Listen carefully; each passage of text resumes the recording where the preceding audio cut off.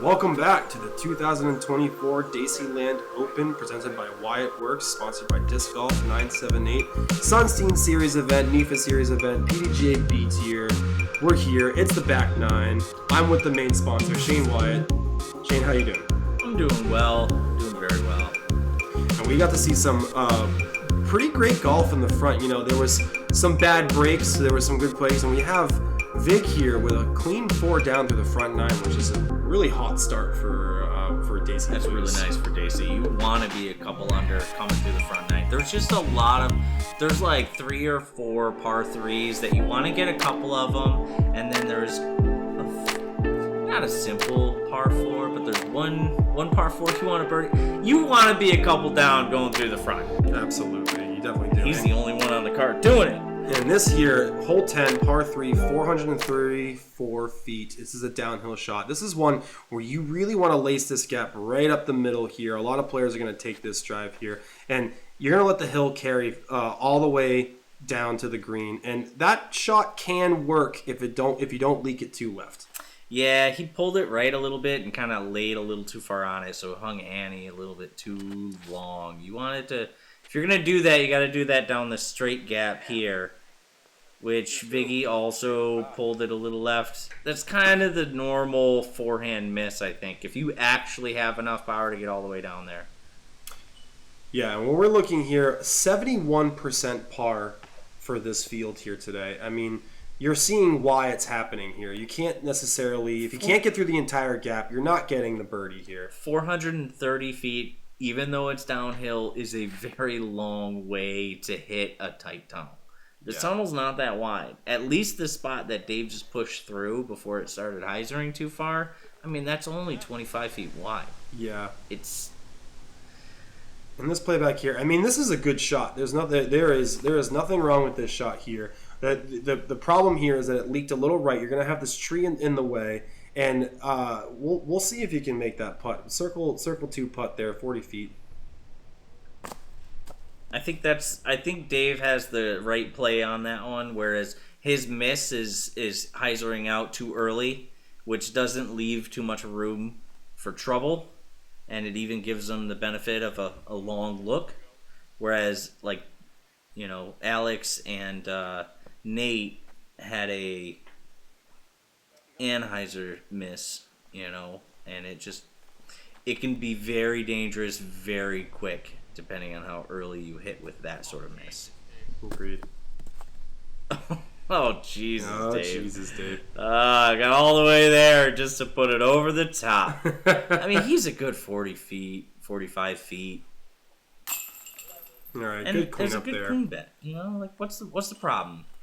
Well, the problem is he was staring at a birdie. You know, and when you're in a position like this, especially when you are, my goodness, Alex, I don't even know what just happened. Oh, that was a simple par, and unfortunately, it is not. He's gonna ruin his score on that one. Yeah, these aren't the worst baskets, but they do have some tough sped outs at times. Yeah, I don't know. I think these baskets they spit things that kind of need to be spat. Like it was a bit weak. It was a bit uncommitted. Left side, little too confident maybe. Who knows? Well, I mean, we shake that off there and we move on to hole 11, par 3, 260 feet. This is a very technical shot. You're shooting blind from the tee pad here. You can't see the basket. What you're trying to do for most players is you're trying to pull a hyzer right on this right side here, and you really want to give it a very, very tricky angle. If you throw it too flat, you're not going to get the hyzer you're looking for, and you're going to hit one of the trees in the middle here. If you throw it too much of a hyzer, you're going to skip up on the hill, and you're not going to have a shot at the putt. This here might be the shot that we're looking for here. I mean, that is just perfect, Shane. What a fantastic shot. It's the angle I was trying to describe earlier. It was beautiful hyzer, had the right height. It's a pushing hyzer. You don't want to push it flat. You got to push it on hyzer. But look at these trees you still need to beat at the base. Mm-hmm. You know? Mahoney said, look what I can do. I can get the same thing you just did. Mine was better. It was, you know, I think for the people watching in the comments, who threw that better? Mahoney or Shane. It's going to be a tough race there. I mean, that is actually not a bad shot either. Now, like I mentioned, you're on the hillside. There's some trees in the way, but you're still looking at the basket. And the basket's on the flat down the hill. So if you could go for that, you're really only going to land 25 away, which how he's been, well, after the last hole. But besides that last putt, he's been putting really strong. So you shouldn't have much fear giving this a good go if he wasn't around that tree. I mean, that's a tough shot. He straddled out there. He had to take a knee on the ground. The tree directly in front of him. I don't blame him for missing that putt. It's not the easiest putt to make. No, gauging speed going down a hill while keeping it on hyzer, incredibly difficult. Dave's so ecstatic to finally get back to even. You could tell. There we go.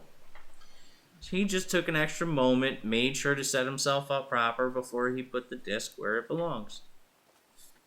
And I'm finally going to get under par. Let's go! Very exciting. The main sponsor of the event finally getting under par. I paid for that birdie. Yes, you did. Yes, you did. You absolutely did.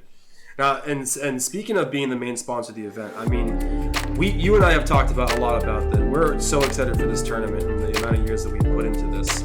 Third consecutive beats here in a row. Sponsored by Disc Golf 978, one of the best disc golf companies in the world. Yes. Oh, yes. And we're also looking here. We have so many cool things going on here. Where with the Sunstein Series event and NIFA together, these players here are playing for multiple point series. Before we get into that, I just want to describe here hole 12, 539 feet, par 4. This shot is for the big arms here. We're looking at, you really have to give this one over 300 feet just to give yourself a window. That one leaked a little left for you, Shane. Yeah, I'm not the strongest forehand guy, so I tend to put a little too much flex on it and leave myself in an awkward position going into this. But the backhand is just so gnarly here. I think that was actually an incredible shot from Mahoney there. It looked like it was going to skip left. He got a very favorable tree bounce from there and giving himself almost in the middle of the fairway. I mean, he threw a disc that wasn't going to fade out that drastically, and he made sure when it landed while it was still had the energy pushing forward and not fading out.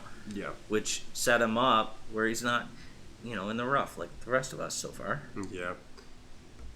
Pretty textbook shot here from Vig. Sometimes a lot of players out here will elect for that forehand dump shot to kind of give themselves maybe a look for a birdie. But it is a tough angle here, and you're seeing Nate here throwing a forehand flex that's going to have to go over everything. And I can't believe he just did that. That was really good. That was insane. Really good.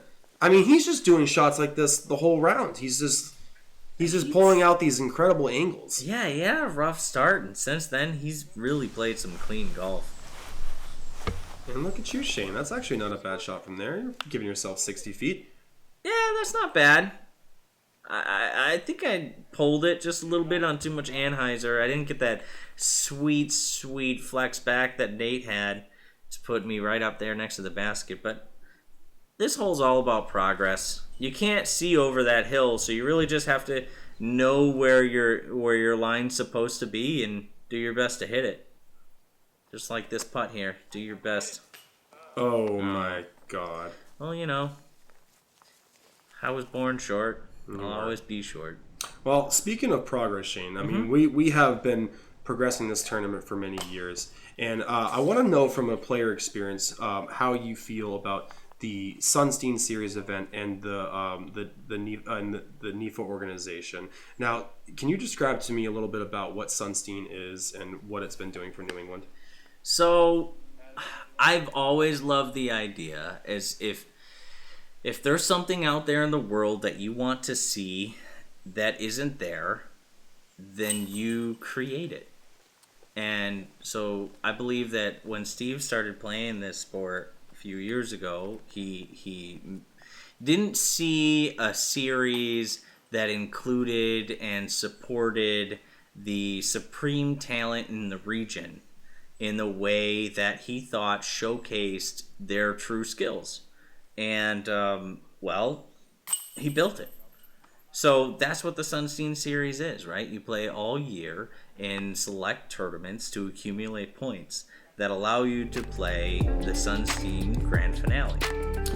And the Grand Finale at Maple Hill, it says the Grand Finale at Maple Hill, always in October, is a really exciting event to watch. You're going to get the top 8 players in the MPO, the FPO, the MA1, and the FA1 divisions across New England, and they compete at Maple Hill for a finale that I think and that's really amazing. showcasing the talent. Yeah, you're showcasing the best courses, the best course in the region with the best players that are local who aren't off on tour, because we do have some other good players who are out on tour nowadays, but it's really nice to see the guys who don't have that lifestyle set for themselves competing on one of the world's most popular and famous courses. You know, it's a really magnificent thing that he has built. And speaking of just like Dacey. Oh Shane, God, you might have just hit that. Did you hit the tree in the middle? Yeah. And I also gave Dacey just the biggest compliment I think I ever gave it. You definitely did. Hole 13 here is a pretty difficult shot. What you're looking to do here is land either on the right or left side of these fairways here. And the 2023 Daceyland coverage with Sam Henderson, he coined the middle part of this fairway here the shittle. Accurate. It's accurate. Yeah, it's accurate. And if you once we get past this drive here, you will see what these players are trying to avoid, which is the shittle. And you definitely don't want to do that. That is a tough one. Yeah. So Dave hit the outside of those trees and landed in a pretty good spot, and then threw a really nice scramble shot. Look at that. He's gonna have he has a putt for birdie still. And he hit early. A 530-foot hole. Sometimes I am beside myself with what these players can accomplish in a situation like he was in. I mean, he's giving himself a birdie look. And Vig unfortunately kicks a tree there. That shot would have been a really decent shot as well. And Shane here with your textbook backhand turnover shot. Kicks the right side of the hill. You're not going to be looking at a real favorable putt there. That's going to take birdie. Not necessarily out of the equation, but it's going to be a tough it's definitely out of the equation. I didn't trust the disc. I put it on too much Anheuser and tried to turn it on my own instead of letting it turn for me. Dang, that's a good tree. That is a fantastic tree. Nate was about to skip way into the rough there. There's a lot of bushes down that hill. There's a lot. There's a lot going on here. And here we go. Vig is going to be scrambling for that par.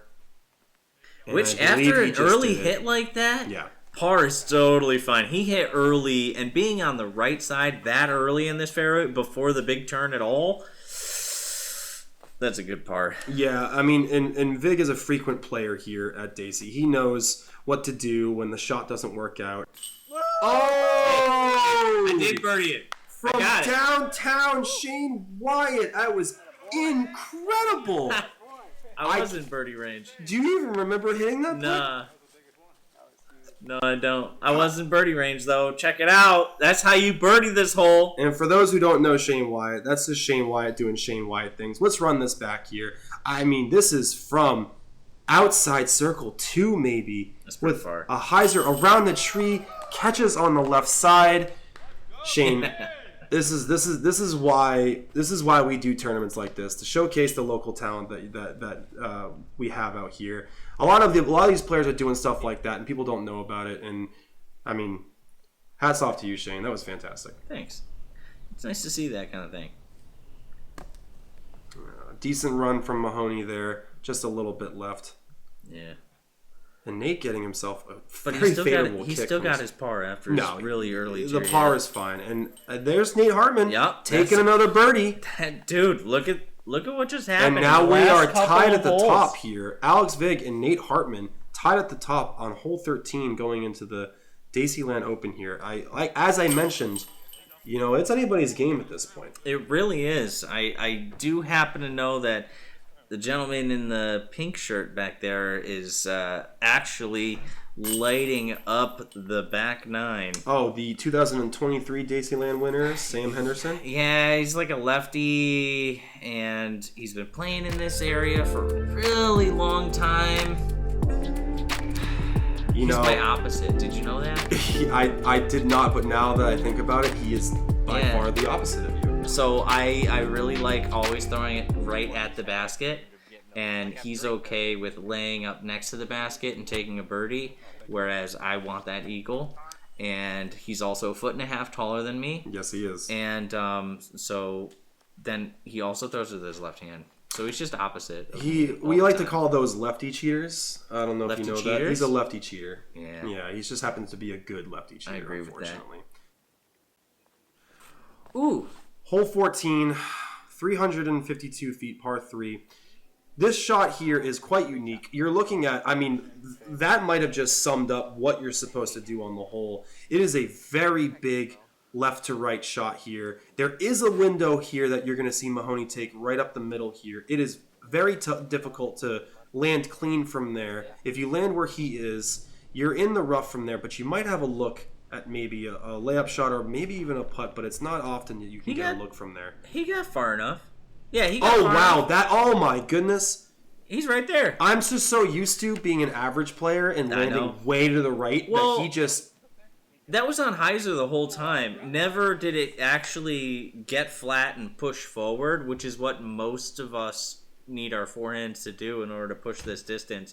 Because it is, again, uphill, so it's not 352 feet. It's more like 372 feet, at least. Yeah. And pushing that on hyzer down a, 20-foot alley is incredibly difficult. And Mahoney, I don't want you to think that I didn't believe in your shot. I'm just so used to those shots not working out. You made it look easy. That was incredible. Can you do this again now, Shane? We just saw what you did on the last hole. Can you do it again? I'm standing on a rock. See, I wasn't tall enough. If I was Sam height, that would have gone in. Oh man, I mean, to go back to back circle 2 putts like that, that would have been a statement, Shane. And a rare miss from Nate Hartman. Not what you want to see coming down the stretch. Yeah, I think a lot of us have been there, though, where you're playing really well. The last 6 or 7 holes, you found yourself playing really well. Now, you thought you were out of it, and you pulled yourself back in with a bunch of birdies, and you're feeling really good. And then all of a sudden it occurs to you, and you get a kind of nervous. And that's what we just saw right there. You know, it was great cleanup from Vig, and it happens to the best of us. I mean, especially when you get down to the last 3 holes of a tournament, no matter where you are placed, if you are a stroke or 2 behind or a stroke or 2 ahead, it is, you're not comfortable going into that last 3 holes. No, you can feel it. It takes a special kind of person to be able to take those feelings and shut them off. And most of us don't have that skill. And yeah. No, I mean, it would also take a special kind of a person to get all the way down the fairway on hole 15 here, 490 feet, par 4. It is a soft par 4 for your local folk out here that know the lines. But if you are a new player coming out here, this is a tough birdie to get. That sounds daunting. What you really are looking at, as you can see, you have 2 gaps here. If you play it wide, you're going to give yourself a good look for the birdie. But if you can play it up the middle, which is what it only used to be, then you have a shot to get an eagle. But you really have to throw all of 400 feet to get to that point. You have to throw, I think, well past 400 feet in order to get to the pin here. But, Figgy. That's... No, man. And for those out there, that's not what you want in a B tier on lead card. He's winning. And he's winning. He was solidly in the lead after 9 holes at 4 down, and he's losing. He's losing it. But there's still a few holes. He can still save his par. The par is not out of the question. So it really is only a 400-foot shot from here at a standstill through a 40-foot window off a cliff. I mean, that's just great. Alex Vig there doing exactly what he needed to do after the mistake, the first available there. That's going to give himself a great look for par. Definitely. He's almost guaranteed to get a par from where he's at. And if this plays where I think it's going to, Nate's licking his chops here, trying to get another stroke on Vig after missing it from that putt on hole 14. Seeing the door open, I mean, I'm sure he's really looking for that. And Shane, What? You're playing it real skinny. Wow. Yeah, that's the line I was going.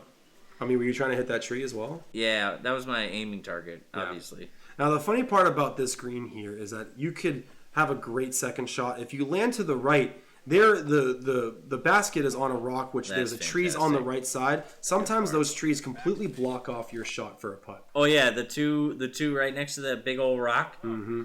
I've seen people, lots of people, all the best types of people, try and putt through those two trees right there, that double tree. Well, in last year's coverage, we saw Lawrence Warwick throw a thumber through that to get a birdie. Did he make it? Oh, he made it. Oh my! Yes, if you go back and you watch last year's coverage, you'll see that he made it down the stretch, and it was hysterical. That's fantastic. Ooh. I was thinking about it, and then I decided I'll just hit the tree. See, you should have putted when you wanted to. I've been balking a lot lately. I have noticed myself balking a lot lately, just to the stress. Nate. And Nate is feeling it right there. I mean, that's a rare miss from Nate.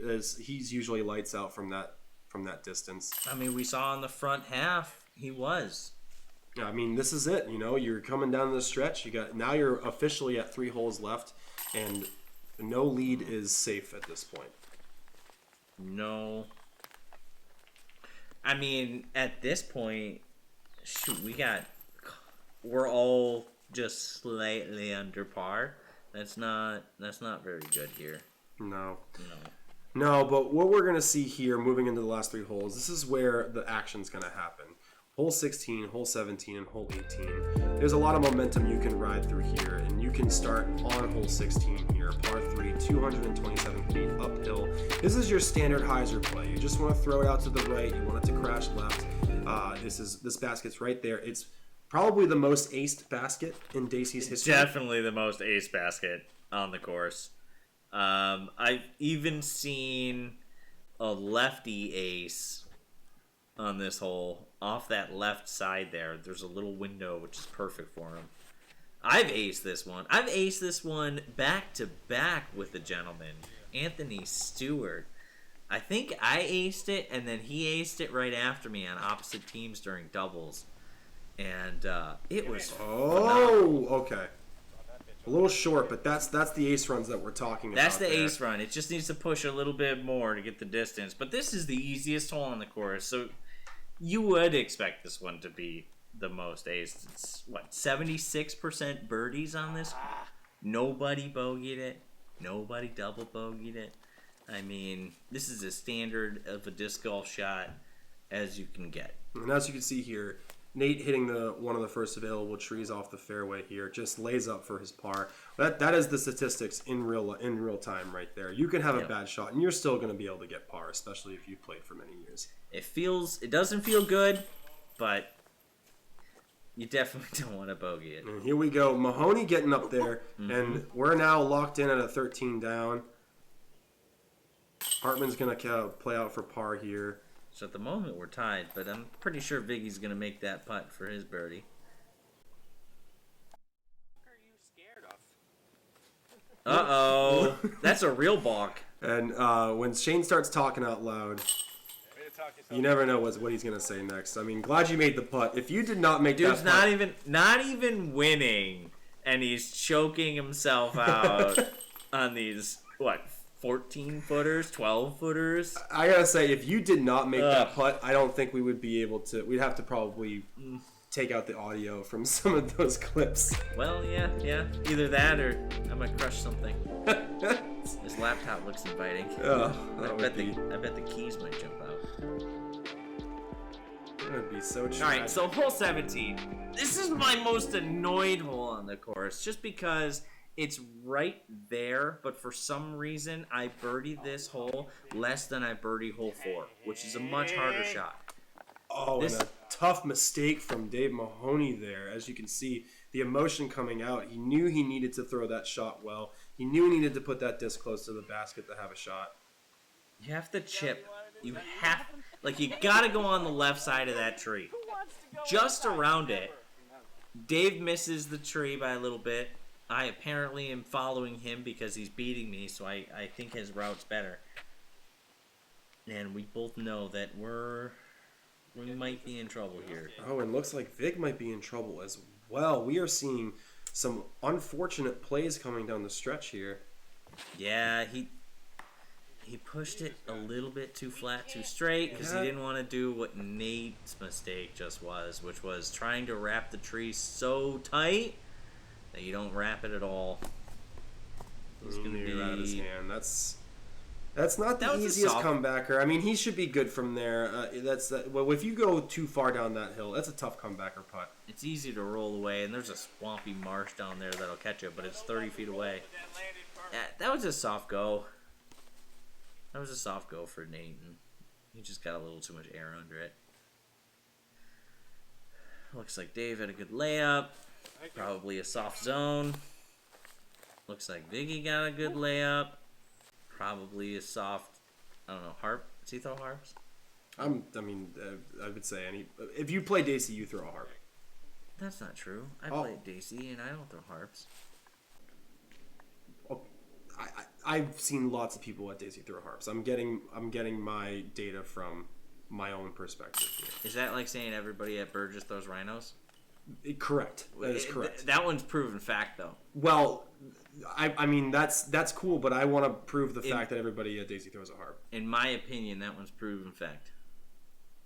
I got lucky through those trees to even have a putt, and then I got really lucky on the basket on the catch of that putt to get my birdie. You're just a lucky guy. What can you say? Well, you know, you got to pay for birdies around here.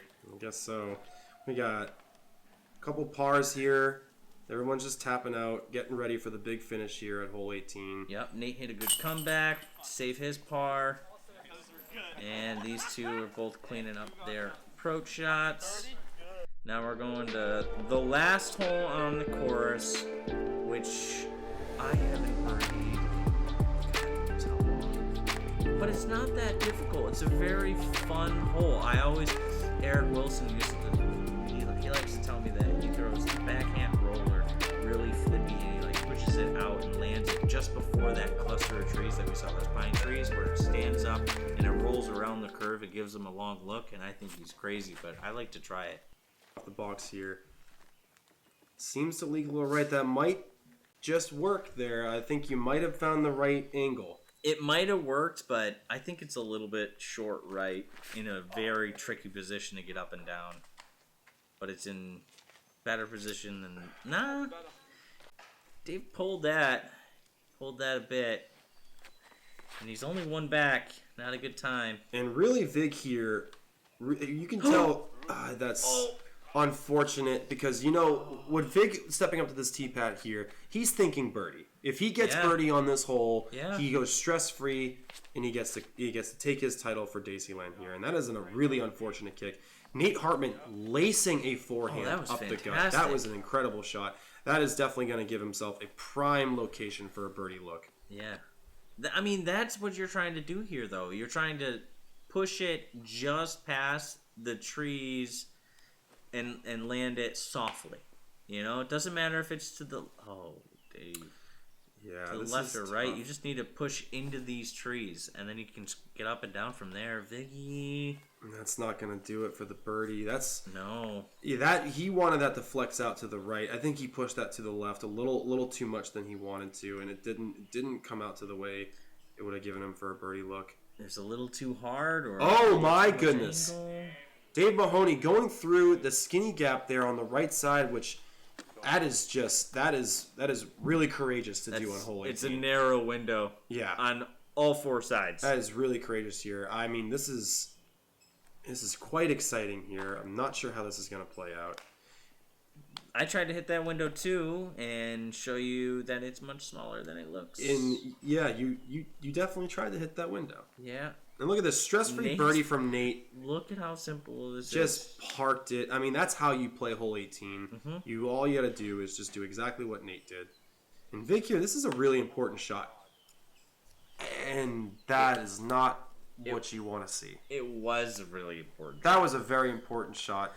No one's having a hot round. Somebody might be shooting well on the chase card. In fact, I know somebody is, and All right, that's gonna be That a might have bogey cost for him. Vig. I mean, you're telling me that there's some people playing hot today.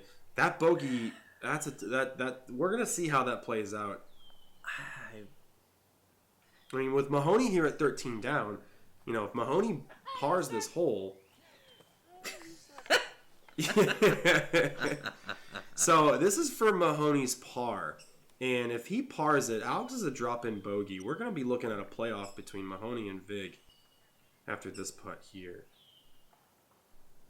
Oh, man. The fireworks and the drama of this round has just been a roller coaster. It's the stress. It's the stress. I mean, this is the title that this is what a lot of players want. They want to come out here in Daceyland and they want to take it down. I mean, that is unfortunate for Mahoney, unfortunate for Vig. This is one of the big tournaments that everybody in this area looks forward to every year, and every year you want to win it. You want to win it so desperately. And we're gonna make it happen every year with 3 consecutive years as a B tier. The A tier status is coming. Yeah, I've been waiting to hear about that. Yeah, the A tier status is coming. We're gonna be putting in our application quite soon, and we're going to see where that takes us, and we think we have everything in place. And I know a lot of the golfers out here are going to love to see this become an A tier, because this is, as you can see, this is a very dramatic finish. So it looks like we're leading us off. As you mentioned, Sam Henderson shot 13 under, tying Alex Vig, and going into a playoff here. I mean, this is just exciting. This is 2 Borderland great players here coming to play Daceyland here. And that is not what I expected. I mean, that's not Sam. a great drive, but again, that's a scramble shot. Look, Viggy's doing the same thing, This but is what on he did. purpose. This is what he did in the beginning. He just did the same playbook. He didn't change it up. He kept it consistent. It's the right play. You know, statistically, laying up here is the right play. So we're looking here. Sam is in a really tough spot. I mean, with Vig about to lay up for a birdie. I mean, I've been in this position a few times. I know a lot of golfers have. There's not much to work with here. He doesn't have any clean lane. So Viggy laid up to the left of this, and there's a nice wide lane. By wide, I mean, you know, like 15 feet. Mm-hmm. Sam and has what? Wait. Sam has what is 3 feet. What is this? Was that a roller? That was a forehand. Was that a forehand roller? Forehand roller that he threw between like 6 trees. I checked that out after he threw it. I've been playing with Sam for about 8 years now, and that was one of the grossest shots I think I've ever seen him throw. I can't even believe what he just did here. I mean, Vig, and this is leaking right. This is not what you want. I mean, look, he's only 25 feet maybe from the pin.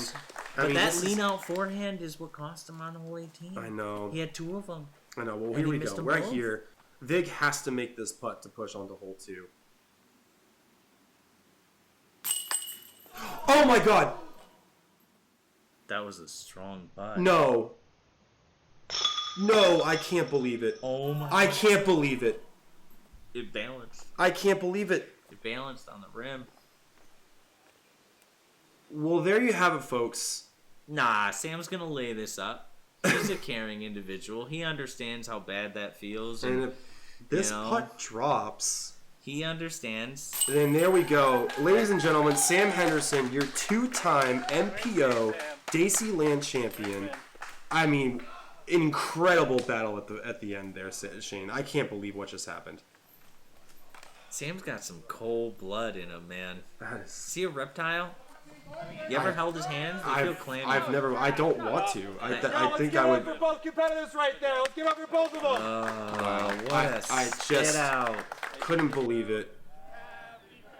I couldn't believe it here, and we're out here celebrating. I mean, just one of the most incredible finishes that we've ever had at Daceyland. I mean, absolutely electric play there. And there's our main sponsor, Shane Wyatt.